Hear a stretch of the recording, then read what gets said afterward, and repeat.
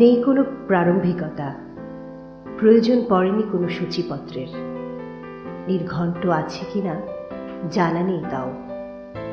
জীবনের এক ক্ষণে এমনি করেই পড়া শুরু করলাম এক উপন্যাসের।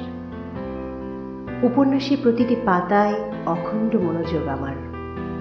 অমনোযোগী হবার সুযোগই হয়নি কখনো। আসলে উপন্যাসটির সৃষ্টি যেন আমাকে ভেবেই, তাই অল্প সময় তলিয়ে গিয়েছি এর অনন্ত অতলে।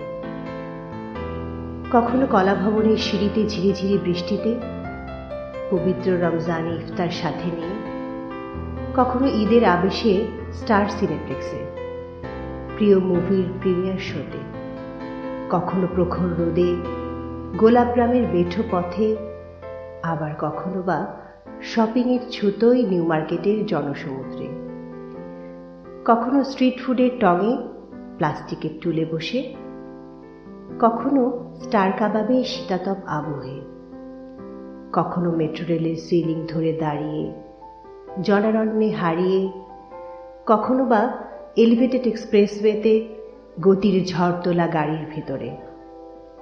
ব্যস্ততার মাঝে একান্ত অবসরে, না, ভুল হলো, অবসরে নয়, অবসর তৈরি করে পড়ে চলেছি আমি অবিরত।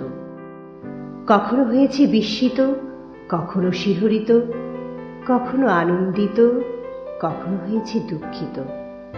একঘেয়েমি ধরেনি কখনো, হয়তোবা ধরবেও না, কারণ উপন্যাসটির নাম তুমি, আমার তুমি।